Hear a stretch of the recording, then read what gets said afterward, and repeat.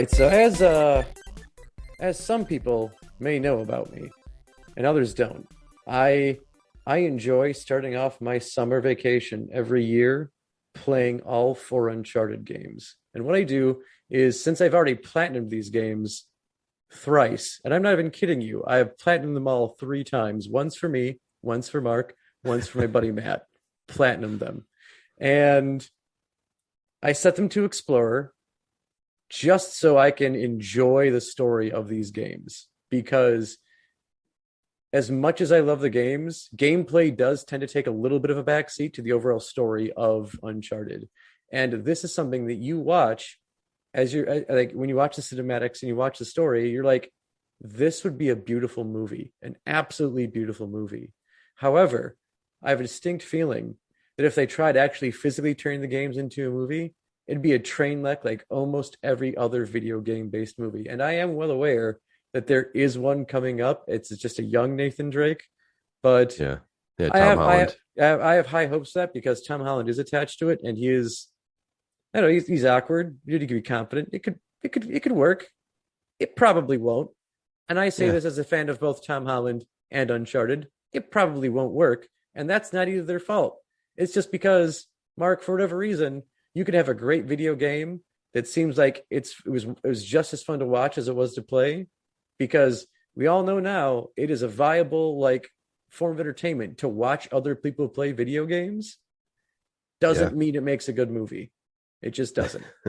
I mean, if you look at the number of like successes of video game based movies to fails, it is a very, very one-sided fight. It's easier to point out the fails, or sorry, it's easier to point out the ones that actually made money versus the ones that failed, Mhm. because the majority of them, yeah, Oh yeah. Oh, they totally failed. yeah, Um, they and fell then hard. they do, and like I mean, Pokemon is something different because like you have like the anime, which was made to endorse the game, and the first season was playing through the game, and I guess the subsequent seasons are too. But like the stories that the movies are made are based off of like the anime and stuff that's going on, or like weird little one shots where they just kind of work. Mhm. So then you get like Detective Pikachu, which for a while there, and again, nothing against this movie, it's a good little family movie. For a while there, that was the highest grossing and well like best received video game based movie until it was beaten by Sonic the Hedgehog.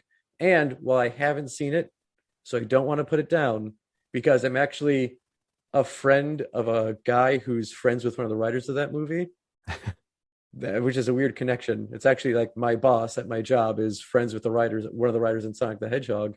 I feel like that movie, part of the reason why it did so well is because the internet bullied them into fixing Sonic, and out of basically guilt, a lot of people went to see it. Well, I mean, I've seen the movie. I mean, I would say it's pretty enjoyable, but Okay, you know I'll take your word. what? Yeah, what brings us here today is the fact that we're covering Borderlands. This week we're going to talk about the series in our main our main episode this week. So today's side stitch, we thought we'd do something a little bit different, where we're going to start looking at some of the historical flops, I guess, in video game movies, and then talk a little bit about the Borderlands movie itself, because Joe, believe it or not, we don't cover a lot of current things, do we, on this show? No, we're kind of like this weird like nostalgia for not even long ago. Like, yeah, I'm nostalgic over this game that came out 5 years ago. Like, I'm yeah, I'm nostalgic for a show I watched a year ago, and I want to mhm. introduce somebody else to it. Yeah, yeah. I mean, sometimes we dive deeper back into the things like because obviously, I mean, we did like talk about stuff from like the 80s and early 90s. But yeah, no, we like the most like topical thing we've done was the Snyder Cut, and even that came out like 2 weeks after the fact of people already being done talking about it. So Well, we're not current event people. we were current eventish with the Snyder Cut. I mean, I think with WandaVision, we briefly mentioned it, at the Yeah. hmm the tail end of the robot sex episode, which hmm I really wish more folks would listen to. It's really funny, guys. But Yeah, yeah. yeah, yeah. But video game movies have just struggled hard, and whether you want to talk about the fact that it's studio interference, or maybe people that were making a movie that didn't understand the source material at all, usually it just ends up being a perfect storm of bullshit, no matter what. Um, Now, one of the first like video game movies was actually based on the Fatal Fury series. It was just like an anime, but largely credited as like the first like video game property that was adapted into a film of some kind, right? This is like made for TV though. So I would honestly just kind of lump it in with like a Saturday morning cartoon at that point, right? Not a lot of people are probably watching it, but the Super Mario movie, of course, would be yes. the big flop. Where John Leguizamo playing Luigi is for some reason the main star of the Super Mario movie. Yeah, it didn't have to make sense. Didn't have to make sense. No, and I'm forgetting. I'm misplacing it. The guy who played King Koopa in that. Oh, movie. Dennis Hopper, the late Dennis Hopper. Yes, who also was the main villain in Waterworld. Yes, another modern classic. Yes. Oh, beautiful. I think that may have to be an episode on how someone was like, "Hey, you know those Mad Max movies? Those are fun. You know what else is really cool? The ocean. Let's put them together." And then they did, and they're like, "Well, we're this far. We can't stop. Just keep going." And that was Waterworld. Hey, does anybody else in here like to drink the pee? Anybody else? Is it just me? Just this guy over here? Huh? I'd like to drink my pee. Just me. And it's sterile, supposedly. I hear that, but I don't think it is because it's just your waste. How could it be sterile? So you're saying there's a machine you put the pee into, and it makes water, and then all of a sudden that movie gets made. Yeah, but but the truth is though, man, with video game adaptations, the early ones, like we've been pretty careful on this show to not make people feel bad about the decisions they made creatively, right? Like like usually if we say we don't agree with something, okay, here's something to replace it with, or here's what I think might have been a better option. In this case, like this early Super Mario Brothers movie, I mean, it was just weird. Just weird. It didn't like, it took very vague things from the game. Like you had a bomb that was kind of more of like a weird, goofy little wind-up toy, which I mean, they have the wind-up things in the game, but it literally was just like a tiny wind-up toy that blew up really big. And that was actually a pretty fun thing. You had like the jump boots that made them jump really high, just like in the video game. But then the Mushroom Kingdom looked like Mega City 1. It did. With junk hanging everywhere. And whatever, like where the inspiration or the idea came for the electric cars that ran like bumper cars at a state fair. Like, I don't know where the hell that came from or why I thought that was a good idea.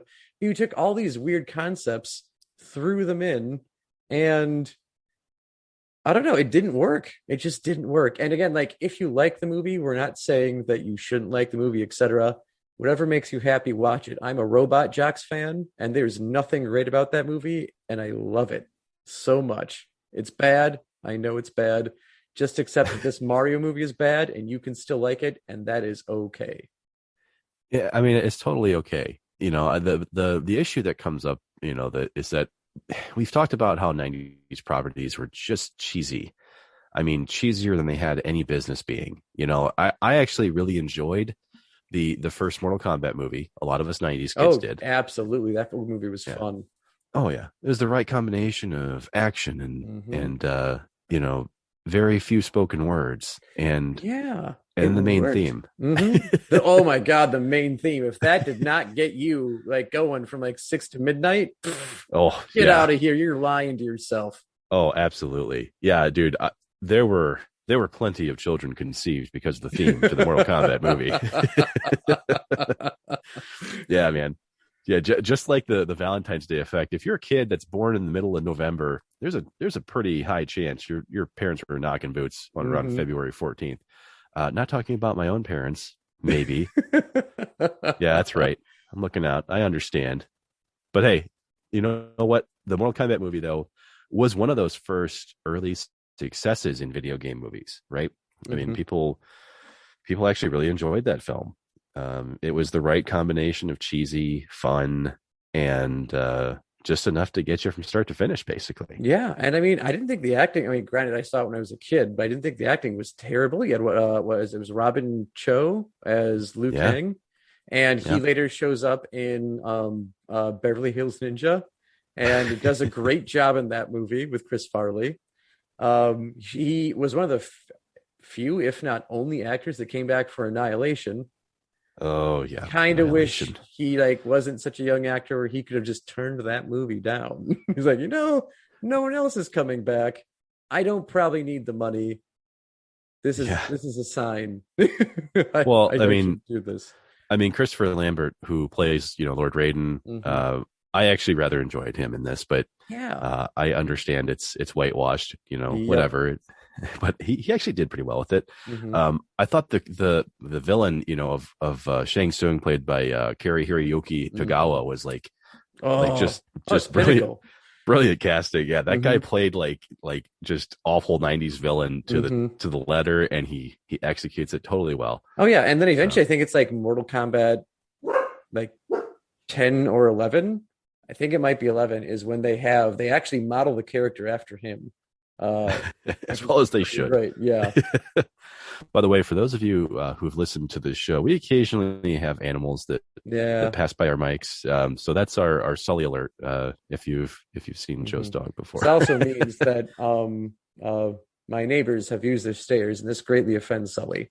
Oh yeah, Yeah, he's it not is a fan of it is offensive. Damn it. it. But yeah, you know what, that Mortal Kombat movie would oddly enough be the pinnacle of like financial Mhm. performance for a video game movie for quite some time. Not surprising. Yeah. Not, If you know the stock that's coming after Mortal Kombat, you should not be surprised that was the peak for a very long time. yeah, it wouldn't be until closer towards the Tomb Raider movies with Angelina Jolie that actually, Yep. like, I mean, they saw the first one was Mhm. I believe $274 million in 2001. Yeah. Like that's how And much the box office did. I mean that one you just had like I don't want to say it relied on star power, but I mean it definitely helped. I enjoyed the Tomb Raider movies, the original ones with Angelina Jolie. I mean, you Yeah. put her in it, and you're going to fill the seats up. Like she is just awesome in like almost everything she's in. Like I don't know, she just does a hell of a job in every movie she's in. So if she's in it, like your interest should be at least not, if not peaked, but at least like sparked. Like you're like, oh, you know what, she's in it. The worst it's going to probably be is okay. Well, That's the worst it's probably going to be. I mean, hey, supporting casts. I mean, this one was pretty solid. So John Voight, her Mm-hmm. father would be in it. Oh Uh, yeah, Baby Burr himself. He yeah. picks weird Oh, and accents in movies with giant snakes. They don't make dude, sense. So John Voight. that's a topic for another day. But I'm gladly ready to jump into it. Um, Oddly enough, this Tomb Raider movie would also have Ian Glenn, so literally Mhm. Sir Jorah Mormont himself from Game of Thrones. Oh yeah. And then a young Daniel Craig would show up in that Yeah, too. yeah. James Bond before he's Bond Yeah, is in there. Hmm. yeah. There'd be some, some future star power, Hmm. and current star power. So I mean, once again though, there was a high level of cheese in that Oh, film. of course. Yeah. I mean, And it's the worst kind of cheese. It's early yeah. 2000s cheese. And that's I think Yeah, that's part of it for like the same reason as like we when we talked about Dread, like how it's like not as bad as you remember because it's still like it's an action movie on top of a comic book movie. I yeah, should rephrase that. Judge Dredd is not as bad as you remember. Dredd is beautiful, and I will not yes. back down from that. Um, but Judge Dredd like still would suffer from like 90s and 80s action hero tropes, just like Tomb Raider would too. It's an action like it is a video game movie, but it's an action video game, and therefore action movie. You're gonna have the same tropes, same terrible like repeats of things that are just done in every action movie. Oh yeah, yeah, and I mean, and that's unfortunately what a lot of video game movies would whittle down to. Hmm. For the exception of, well, I was going to say the exception of, but I mean, the Resident Evil movies were, pretty Yeah. strongly focused on violence, and Hmm. I mean, you're killing zombies, so yeah, Yeah, you kind of naturally have the to gore. have that. Hmm. Yeah, but you know what? We did take an interesting turn for a little bit there, because perhaps you've heard of a gentleman named Uwe Boll, who has produced some clunkers in the world of the video game movie. Um, have you seen any of these films before? I think I should know the name, but for some reason it's slipping me. It's Oh, past me right now. Yeah. okay. So this guy is literally paid by the German government to create movies, like these international productions that Hmm. get funded by the German government. And Boll is always the guy that they go, "Hey, we need you to give us another brilliant vision for one of these video game movies." Um, Joe, we could easily spend hours talking about this. Hmm. So I will once again table this just like we will with Anaconda, but he would produce The House of the Dead, Blood Rain, Oh, I believe oh, also Alone in the Dark. oh God, I could. Yeah. Yep, Alone in the Dark. That one was not again like nothing is gonna touch Karate Christmas Miracle for painful movies for me. But Alone in the Dark with Tara Reid and Christian Slater, that's bad. It is bad. Like, and this on top, this is like it was made when it was actually like peak Tara Reid before like she Yeah. really started getting ridiculed for um her acting ability. So this was still like, I mean, she's like fairly fresh off American Pie popularity, and she gets roped into this movie. And it also has I'm forgetting his name. He played Deacon Frost in Blade, Um, let's see here. In which I'm just thinking out loud. I know Christian Slater was in mhm. it, and then Yep, Stephen Dorff. that's it. Yeah, because Stephen Yeah. Dorff, like of everything in that movie I've ever seen him make, he brings it. He brings it to that movie. He doesn't do a bad job. It's just everything is falling apart around him, and it kind of sucks on his part there. Um, What's universal in a U-Bowl film is that you usually don't feel like you feel bad for the actors typically because our favorite supreme judge in a Judge Dredd, mhm. Jorgen Prochnow, he would be in House of the Dead. He plays this boat captain in there, and Mhm. he does his damnedest, but man, it just doesn't work out. And so ultimately, what happens in these films with U-Bowl is that it's basically John Zoidberg just going, "Your film is bad, and you should feel bad." That's just how it goes. But you know what? I will say on this journey of video game movies, there are a few standouts along the way. One of Mhm. them being the Silent Hill movie. If Yeah, you've that seen one that was one, actually that was a good like psychological thriller to it, which I mean that's what the game does too, but it captures that same spirit very well. yeah, yeah. I mean, it was terrifying. Hmm. I remember seeing Laurie Holden, who plays Andrea on Walking Dead. She literally gets burned to a crisp, and you get to see that play out on the TV. Yeah, So, yeah, you do. oh God, that whole movie, yeah, I would recommend to watch it, during the daytime and just close the blinds so it Hmm. feels like it's night. But don't watch it at night. It's a really No. terrifying movie and Mm-mm. incredibly well done. Yep. But yeah, dude, as far as financial performance would go, for a little bit there, the Warcraft movie would actually hold like the biggest box office performance Oh yeah, because it yeah didn't do well here, but it killed in China. Like it did so well in China, um, and overseas. yeah yeah it Hmm. did. Yeah, I mean it almost doubled the amount that the Assassin's Creed movie did, which We've talked about that one already. We don't need to tear that wound back open.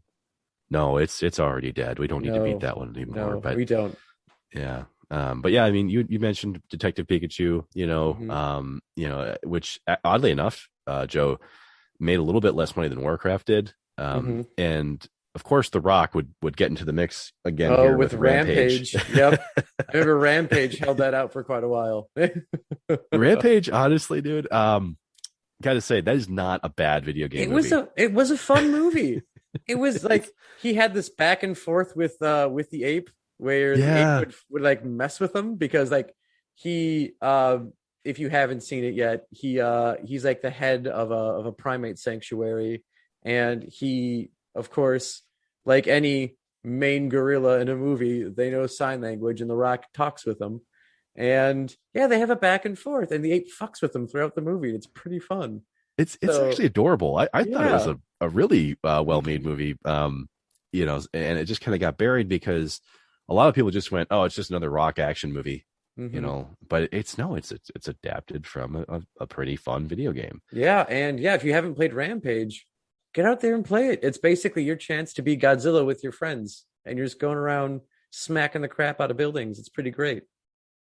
Yeah, I mean, it's unapologetic violence and destruction, and yeah, you just beat the shit out of buildings. I mean, Yeah. it was fun for a very long time. Yeah, no. And then what after Rampage? And then Sonic dethrones it from there, right? As far as like good movies go.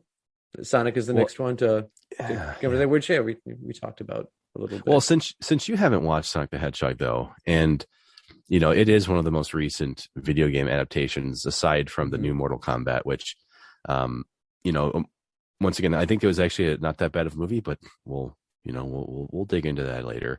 Oh yeah. But Sonic the Hedgehog was actually a fun, combination of being Hmm. a kids movie, but also trying to pull in some of the adult viewers, just like any kind of, solid movie would. Um, and so it didn't try to do too much. It was a little corny at points, but I mean, it was a largely enjoyable film too. Yeah. So Hmm. yeah. So I Well, I mean, mean, it's meant to be yeah, a family movie. It's got to be cheesy here and there. yeah. It has Oh to. yeah. Hmm. Yeah. I mean, it had a fair amount of cheese. And Jim Carrey did a pretty good job as Dr. Robotnik in it. Um, he took things a little into left field, but that's normal for him. Yep. So it was, yeah, there were some interesting interpretations of things that they probably didn't write. But yeah, it was still largely enjoyable. But the I would say the biggest thing here, we've just talked about how there's been plenty of decent video game movies along the way that people just kind of lumped into being bad. Hmm. And I think what's really important here is to analyze why movies can be bad. Because we've talked a little bit about this with Assassin's Creed. I don't want to get into it a ton, but one of the concerns I have with the Borderlands movie is that it could be a case of bringing people in who are known for writing serious films, serious movies. Oh. Because that's the issue we ran into with Assassin's Creed, right? Hmm. It was directed by Justin Kurzel, who had only been really known for adapting Macbeth. I'm pretty sure. So, I mean, he wasn't someone that I thought could really handle that kind of movie, Hmm. right? Yeah, because I mean, with a video game movie, you don't want, I don't know, it's almost like you don't want it to take itself too seriously. The original Mortal Kombat did, and it worked fairly well. If you enjoyed the video games, you loved that movie. If you didn't play the video games, like, you know what, it's an okay action movie. It works. But I think when video game movies almost try to have as much fun making the movie or having the movie work as you would like playing the actual video game is like the key to success. So if you're trying to take, especially if you're trying to take Borderlands seriously, you haven't even played the game. I You mean, haven't. That's you've fucked up step one right there. yeah, yeah. Well, that's where I think the mistake could be is if you try to make Borderlands too much of a serious film. Now, like the director of Borderlands though is Eli Roth, who, I mean, if you're not familiar with him, I mean, he directed Cabin Fever, Hostel. He was also in Inglorious Bastards. Hmm. If you remember, he bashed a certain Oh Nazi's head yes. in with a bat. Yeah. Yep, he was the he was the bear man. We'll put him at that. Yes. We'll just call him the Listen, bear. the bear. Yeah. Yep. but um, but I when I think about Eli Roth and I look at his body of work, okay, Hmm. some of the seriousness of the mistakes that Justin Kurzel made, I don't know if Eli Roth will necessarily do the same thing. Hmm. Because even though Hostel was a horror movie, uh, I mean, Hostel still felt like there was an element of grindhouse horror to it, Hmm. even though it's like based on a true story and you've got people who are literally like cutting people's limbs and eyeballs out and everything. Yeah. It still did not. I don't know. It did. I guess it kind of bordered on smut film, depending on your point of view. But you take a movie like Cabin Fever, though. Cabin Fever is a horror movie that still remains pretty comedic, right? I mean, Hmm. it's Oh it yeah. was I mean, I was laughing at that movie even though I probably shouldn't have. But that's one thing I will say is that in the Borderlands universe, yeah, there's hyper violence everywhere. Mm-hmm. The entire game, the entire series. It's just something you get used to, and that's what they basically make it seem as it's comedic because it happens so much. Yeah, we're used to seeing someone get their head hacked off, and then all of a sudden the person that did it's talking to you for a quest, right? So I think it could work depending on Mm-hmm. the route that Eli Roth takes with it. But the one thing I was starting to get a little concerned with here, and I'm not the only person who's concerned with this, but the screenplay was actually written. Well, it was actually there's two folks that were writing it, so I believe it was Craig Mazin and Aaron Berg. Craig Mazin, you might know from the 5-part miniseries Chernobyl. Oh yes, that has been sitting in my to watch list on HBO Max for so long. I need to finally get around with that. I've heard nothing but good things about Chernobyl. And I'll reinforce that point. I watched it too. I thought it was very very well made. I was too young to know all of the events, and I know Mm-hmm. they took some liberties with it, but so the Eli Roth side of this isn't my concern. My concern is Craig Mazin because Chernobyl, brilliantly made, obviously very serious, true story. I have to wonder if Craig Mazin's got enough of a sense of humor To pull to, off Borderlands. yeah, Hmm. to write for Borderlands exactly. Yeah. I don't know. Like, maybe, hopefully, because like Borderlands, if you can have that like self-depreciating humor, like it could work well. So I don't know. I hope, but if he takes it too seriously, it's not going to go well. Well, if we just based it off of Chernobyl, that would be Hmm. one thing, right? But he actually made his screenwriting debut on Rocket Man in 1997. I'm not sure Hmm. if you remember the Rocket Man movie, but I remember forcing my parents to rent it for me. It was yeah, it was a goofy movie, man. Not to be confused with the actual Goofy movie. Um, but I mean, this would star Harlan Williams, if you remember him. Hmm. He was a pretty prolific early '90s guy. He played the cop in Dumb and Dumber who accidentally swigs down the pee, if you remember. Oh yes. Mhm. so so I mean that was a pretty funny movie for the time. And he would also write I think two of the Scary Movies, 3 and 4, Oh yeah. and Hmm. and then he would also write the Identity Thief movie with Melissa McCarthy, which I thought wasn't that great. I watched it, and this has nothing to do with me like not really liking Melissa McCarthy. Hmm. It just wasn't a movie that I really cared to get much into. Um, but yeah, so I'm not trying to say that Mazin can't write comedy, right? Because Hmm. he also helped write the Hangover movies with Todd Phillips. Which He fun movies. I mean, yeah. but he co-wrote parts 2 and 3 though. Oh, okay. He didn't write one. He helped write 2 and 3, which some folks have said these are the weakest films in that trilogy. So Yeah, they kind of just, when you do the copy the same thing three first. times over. Yeah. It's like, oh, we got drunk and lost someone again. Yeah. Oh, Yeah, oh, dude. oh no, we've done this 3 times. How unbelievable of us. Ooh, yeah, no. Yeah. So that's where I'm starting to like Hmm. just I have to question some of the. Oh, I mean, I'm not a writer. Okay. I mean, I wrote for a university newspaper and Hmm. I wrote well enough to get A's in English. Okay. But, but, I just have to say, based off of the things I've seen from him, I just have to wonder what he can do here. Yeah. Hmm. And I mean, And yeah, I've not written anything of merit. So, you mean I mean, shouldn't be criticizing. So I'm still gonna watch the movie. I'll give it a chance because it's a fun property. But well, I he don't will be know. a co-writer Mhm. though. He'll be a co-writer and a executive producer on the Last of Us series that's coming out. And Okay.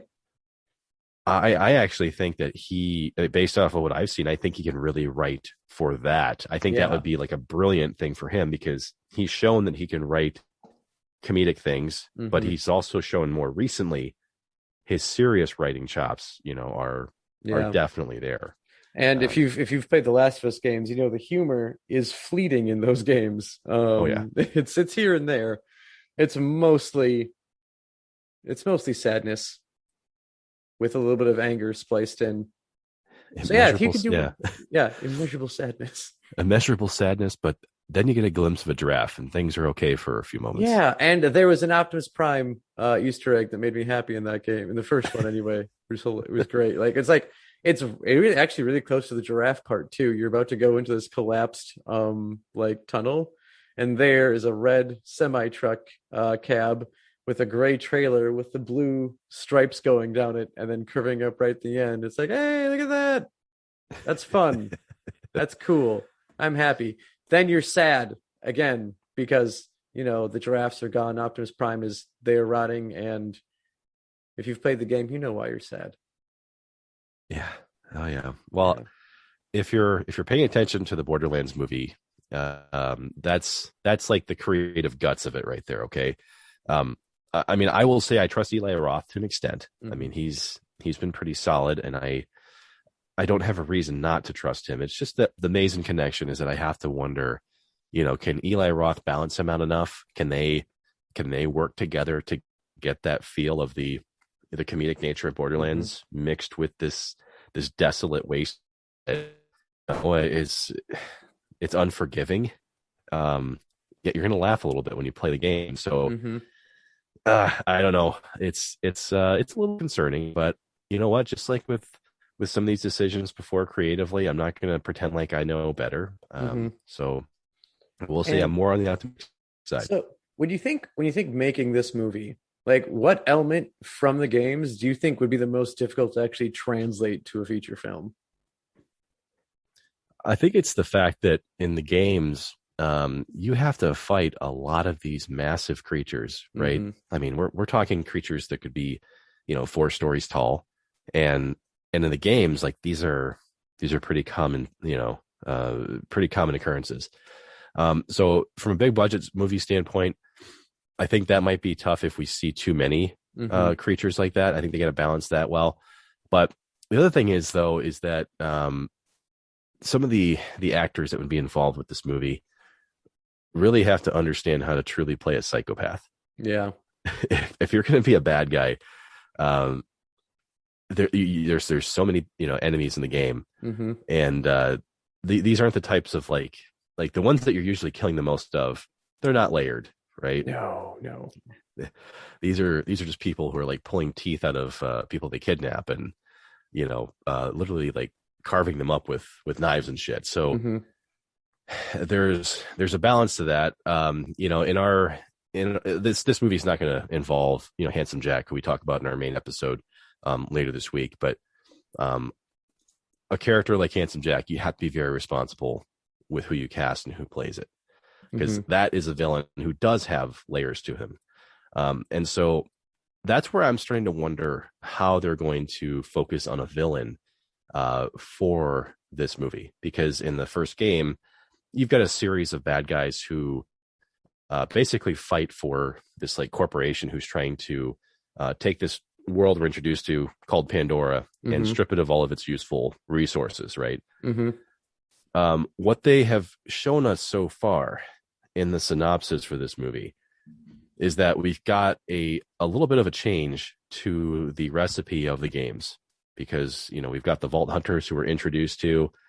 They all fight together and they're all trying to find a Hmm. vault on Pandora and open it up, access whatever riches might be inside.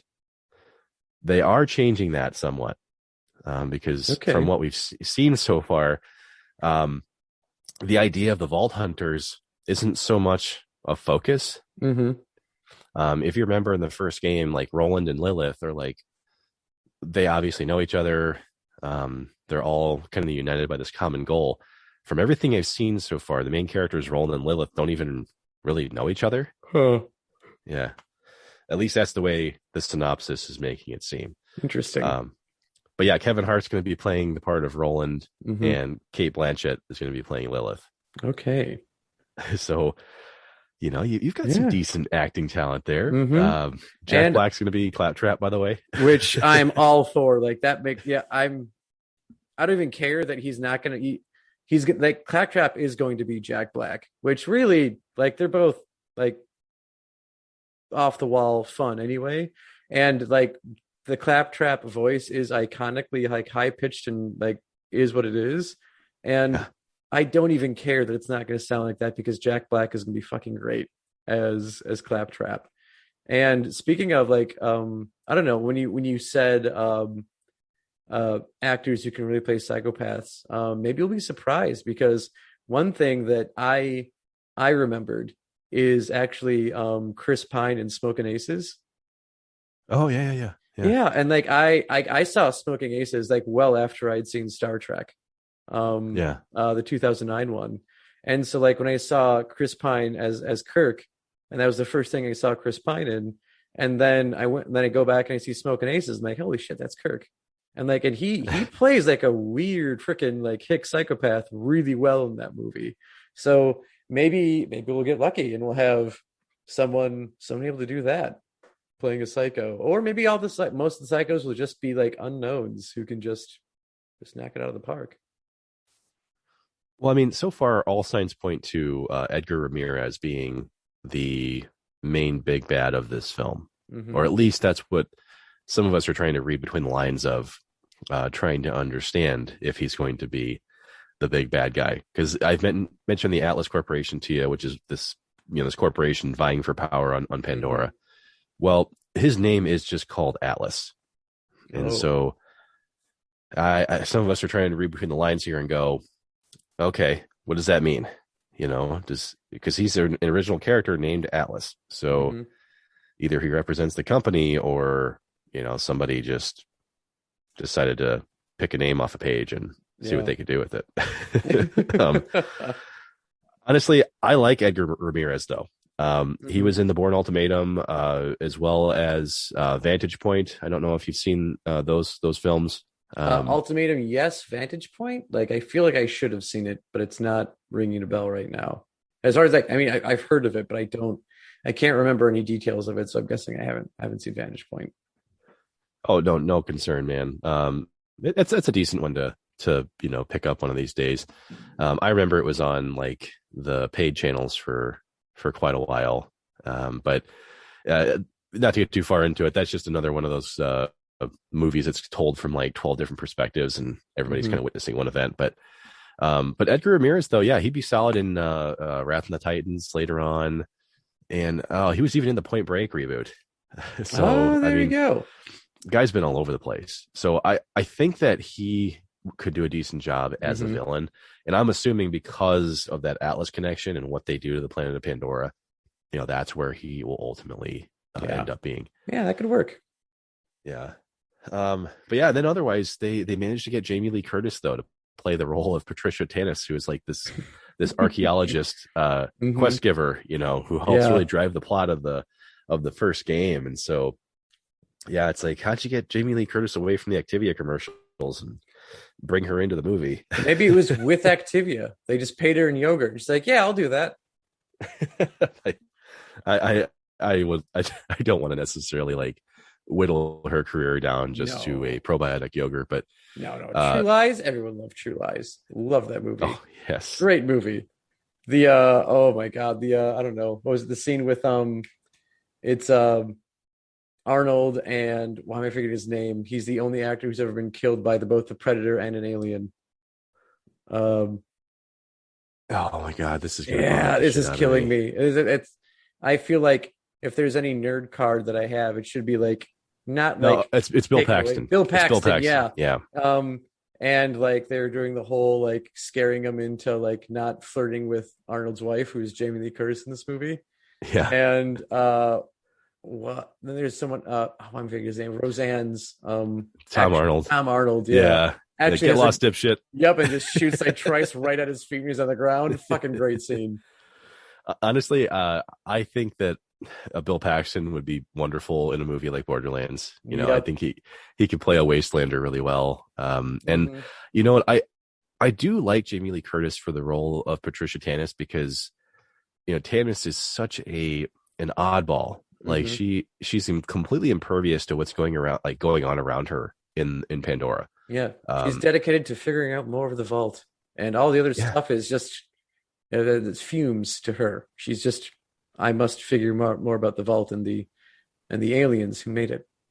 Well, in the first game, her little like hideout slash like pop up tent home that she has is like surrounded by rack. If you remember like the flapping like Oh yeah. reptilian creatures, Hmm. they're just surrounding her whole like living area, and she doesn't even bat an eye.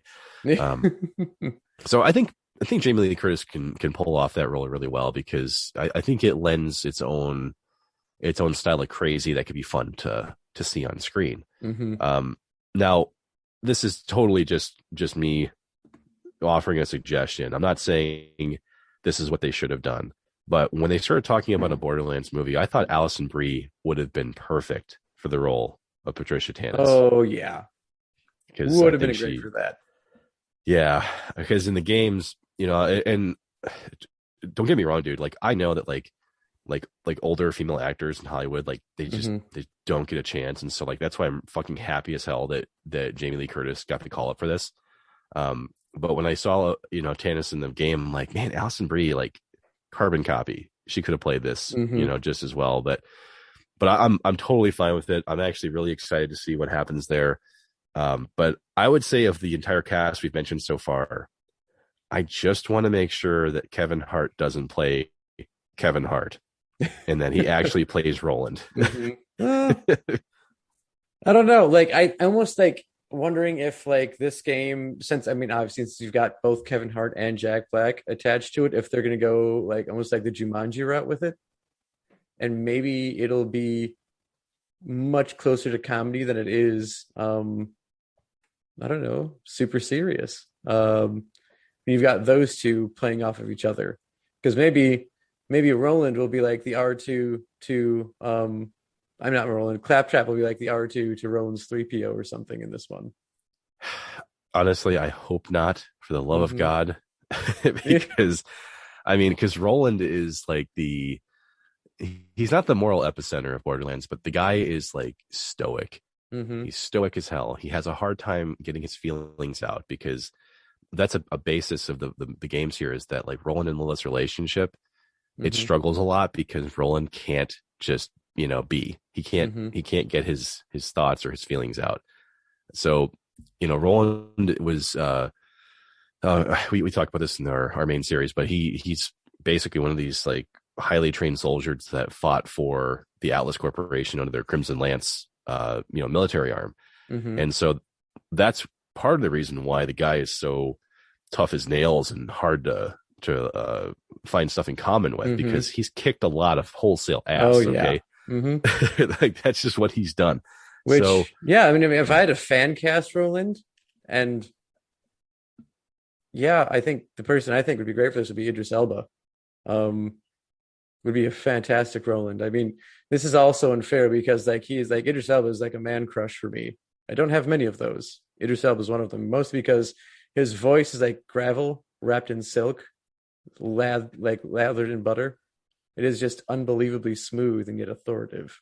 he knows the effect he has on women, Joe. He is aware of it, and me, embarrassingly.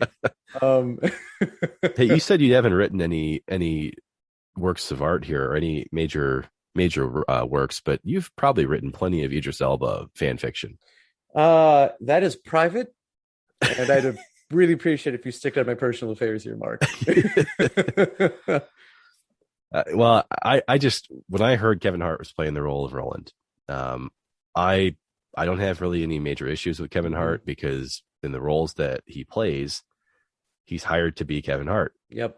I mean, typically it works for what they're looking to do. I mean, that's honestly like in I don't know. I want to say in Kevin Hart's defense, I feel like that's what a lot of movies are these days. Is like you want the actor, you get someone because they're I don't know. it's almost like movies are written to not want to have people, they don't want people with range. They write a part with someone in mind, or they're like, I'm going to give this to someone because I know this person will do this one thing really well.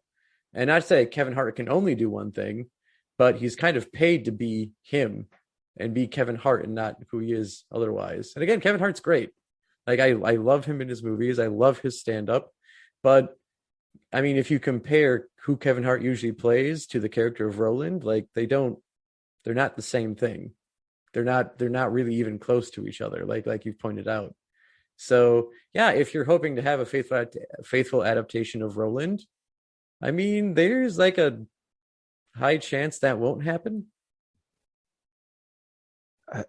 Yeah, I just struggle a Mm-hmm. little bit with it. I mean, I don't know. We'll see. We'll see. I guess it just depends on what interpretation Mm-hmm. they give. Um, I mean, and once again, I'm not a movie producer here, so don't don't don't take me for like me being the gospel here. Um, I don't know, but like I was thinking of someone like Jimon Hunsu, if you know who that is. He actually plays one of the henchmen of Ronan the Accuser in Guardians of the Galaxy. Mm-hmm. Yeah. So he's the guy that gets his like little like mechanical augmented like brain thing ripped out by Star-Lord Oh at the yeah. end. The guy Mm-hmm. goes, "Who?" Mm-hmm. I thought he's been a solid actor. I mean, for the last like 25 years, Oh yeah. I've never seen him in a role where I didn't appreciate everything he did. So I say that a lot, by the way, about certain actors on this podcast. but I thought he could be a solid person to put into that role. And once again, fan casting, not necessarily Mm-hmm. we have to do what I say. But ultimately, though, this could be a scenario where you've got the right mix of experience here, right? I mean, there's a good amount of serious and comedic flair that makes up the cast. Same thing goes with the people who are writing and directing this. So when we talk about Borderlands and how that balance is very crucial, Mm-hmm. now we get to see whether or not these people know that, and if they know how to get it from small screen to big screen. Yeah, that A to B isn't always easy to do for some reasons when it comes to video games. But yeah, let's cross our fingers and hope for the best on this one. Yeah, let's see if they throw out at the end of it somebody saying those are $500 sunglasses, asshole.